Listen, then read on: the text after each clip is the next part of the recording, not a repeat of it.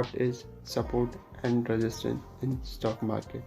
The above line, which is red in color, is resistance because at this level the stock is getting resist, and blue line, which is at the bottom, is support because at this level the stock is getting support and goes up again.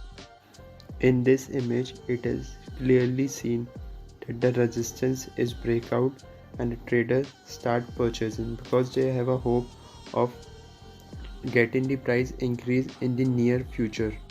In this image, it is clearly seen breakdown of support. At this point, traders start selling the share or they short sell the share because they have a hope that the price of the stock will goes down.